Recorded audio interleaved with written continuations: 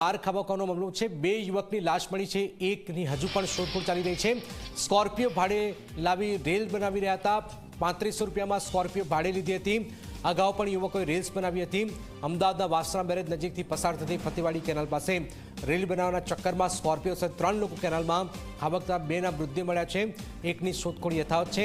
બુધવારે સાંજે યશ અને ક્રિશ સ્કોર્પિયો લઈને ફતેવાડી કેનાલ પર રેલ બનાવવા માટે પહોંચ્યા હતા। કોઈ કારણસર સ્ટીયરિંગ પરથી કાબુ ગુમાવતા જ કાર કેનાલમાં ખાબકી। ત્રણેય લાપતા બન્યા હતા, જેમાં 2ના મૃતદેહ મળ્યા, જ્યારે ક્રિશ દવે હજુ પણ લાપતા છે। સમગ્ર બનાવના અકસ્માત પહેલાનો 10 મિત્રોનો આ રેલ બનાવતો વિડીયો પણ સામે આવ્યો છે। બચાવ કામગીરીનો વિડીયો પણ હાલમાં સામે આવ્યો છે।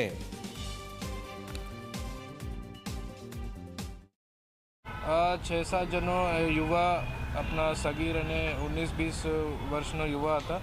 એને ફોટો પડાવી અને રીલ બનાવવા માટે આ બ્લેક સ્કોર્પિયો ભાડે પર લીધેલી હતી। હિમાલયન મોલ નજીક એક ટૂર એન્ડ ટ્રાવેલથી એમાંથી એને 3500 રૂપિયાની એક ગાડી 4-5 કલાક માટે લીધેલી હતી। કેનાલને નજીકની જગ્યા છે અને ખાલી જગ્યા છે, તો એક સારી જગ્યા છે કે એમાં ફોટો અને વિડીયો પડાવવા માટે એમનાથી એમને અગાઉ પણ કોઈ વિડીયો છે એની માહિતી મળે છે, પણ વધુ તપાસમાં મળશે। અમદાવાદની ફતેવાડી કેનાલમાં કાર ખાબકવાનો મામલો છે। પોલીસ કોન્સ્ટેબલ મનોજ મકવાણાએ હિંમત બતાવી હતી। રેસ્ક્યુ માટે સૌથી પહેલા કેનાલમાં છલાંગ લગાવી। કારમાં યુવક હોવાની માહિતી મળતા જ કૂદી પડ્યા હતા। પહેલા પણ એક મહિલા અને બાળકનો બચાવ કરી ચૂક્યા છે અને તેમને બચાવ્યા હતા। આજે પણ તેમને છલાંગ લગાવી હતી।